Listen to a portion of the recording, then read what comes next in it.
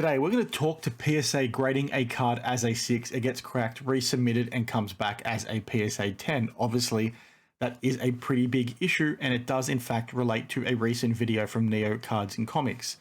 Now, I'm not going to focus in on too much on the PSA error because I've talked to that to death, as have many others.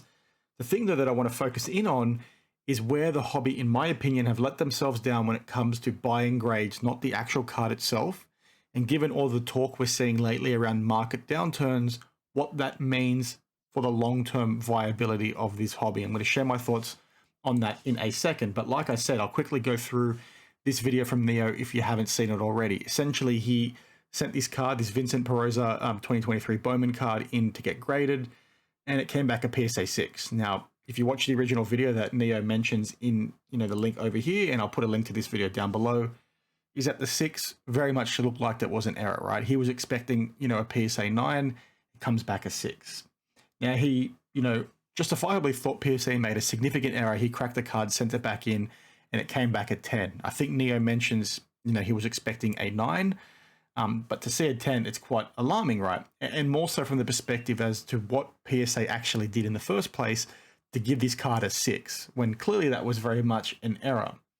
As I've talked to many times, PSA clearly are grading, too many cards. They're grading well over 1 million cards a month, and that means stuff like this does in fact happen.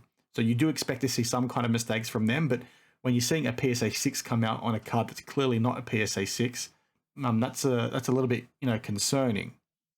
And I will say quickly that whilst I'm not trying to justify that mistake is happening, I still stand by my statement that I think PSA is the most consistent grader out of, all the graders.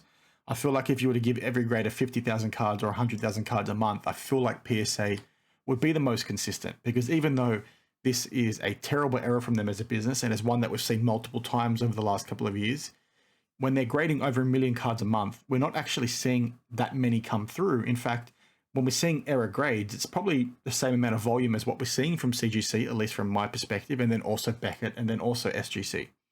So the fact that PSA is grading so many more cards, yet we're seeing the same sort of volume of errors, I think supports them in some capacity, but that does not excuse the error in the first place, right? This is completely unacceptable and has now cost Neo, additional funds to try and get this card regraded. If you're somebody that's located overseas, that's a very expensive error on their part, and is one that PSA sort of doesn't really care about fixing, because they can sort of benefit from this, right? They sort of bank on the fact that people are going to crack and resubmit with them. Their business model is essentially, built off the back of that, it seems these days.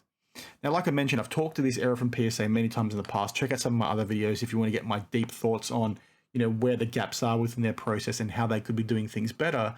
The thing I want to talk to today, though, like I mentioned in the opening, is my concerns for what this means for the hobby, long term. There's a lot of talk lately around, market, downturns and volatility and people not going to shows. And I've given some videos on that, so as much as recently as a few days ago, talking through how, from my perspective, I'm not really seeing that. But when I am, it's mainly on the cards that people don't really want to buy or flip. And when we look at, what's gone on over the last 3 years, one of the big issues has been an emphasis on people buying the label, not the card itself. And when we've had issues with PSA in the past, with, in this case, undergrading a card by giving it a 6 when in reality it was better, the same logic then goes for cards they've probably overgraded, right? Because they're pumping through stuff so quickly, they're making these mistakes. How many cards are out there in PSA 10s that we've seen before, right? When it comes to, really bad off-centered prism cards, as an example, that shouldn't have that 10. And how many of those cards are sitting in people's collections, given the volumes we've seen PSA produce, 1 million cards a month, etc., that aren't worth what the grade was, right? Aren't worth what that person has paid. So if we're now starting to see a big decline, right, and this decline seems to be getting, a bit bigger according to other people, I'm not seeing it that drastically, but people are saying there's a decline there. You factor in where the economy is right now and the fact that we truly haven't seen, the impact of inflation or all these cash rate rises around the world and the impacts of mortgages, cost of living, all that sort of stuff. What's going to happen when that stuff clicks, right? And people realize, well, hang on a minute, I've got no money, I need to sell this stuff, but maybe I should have paid more attention to this graded card that I bought, because you know what, it's not a 10, right? How much of that is actually out there? PSA grading, like I said, over 1 million cards a month. How many of those are accurately graded? The same goes, for the other graders. So because there's been so much emphasis on, buying the grade, not the card itself, are we going to see a significant decline, when people realize that the things they've got in their hands are maybe overgraded. And to the counterpoint to that, there's a really good opportunity, because so much of that is happening, for you to now buy cards that you think are undergraded, right? It's what I've always said: buy the freaking card, not the grade, right? And not the label and not the holder. Buy the card in question, review the card, make the decision, buy it. But my concern comes, like I said, with people not doing that and just buying it because it's a PSA 10.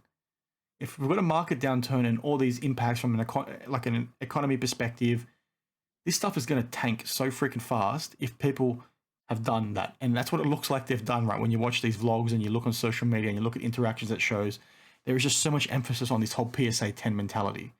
The market's, looks like it's weakening. Economy is getting very scary. This stuff is going to fall to the floor, in my opinion, when people realize, hang on a minute, that card is not worth what I paid for it, or actually it's not a 10. Because people are going to catch on eventually, especially when you've got 1 million cards a month. That's PSA grading over 12 million cards a year. That's just PSA.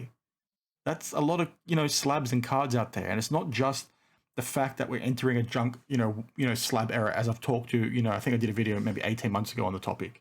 It's not just the fact that it's a junk slab era. It's like, well, how many of those cards in those cases are actually accurately graded? Because that's going to impact things too, right? There's not just going to be people out there trying to offload slabs that are worth jack shit. It's going to be also people trying to offload slabs that are not accurately graded. And when they can't sell a PSA 10 because it's not in fact a PSA 10, that's going to push things down a lot faster than what we're already seeing, in my opinion. So that was just my thoughts on the situation. I'm really hoping you guys can give me your thoughts down in the comments below. As always, let me know if you think the way I'm thinking when it comes to slabs, whether you've seen the same sort of stuff. I sort of stand by what I said the other day, that I think when we're seeing the downturn within the market, it's mainly associated with stuff that people should have been buying, right? Base rookies, rookie cards from, inferior products, right? Not chasing the cards that actually have meaning, sticker autos, high numbered parallels, all that sort of stuff. PSA 10s that are not in fact PSA 10s, or the emphasis to just buy PSA 10s. All that stuff has sort of happened over the last 3 to 4 years. And in my opinion, that's the stuff that we're seeing decline. And when we're seeing people complain about what we're seeing, it's the people that have invested heavily in that sort of stuff, or are the blow-in collectors that have sort of only chased that kind of stuff, right? I stand by what I've always said, in that if you're out there, buying, Hall of Famer related cards, or cards that matter, cards that are tied to championship winning seasons, cards that have deeper meaning, game used, on-card order, all that sort of stuff.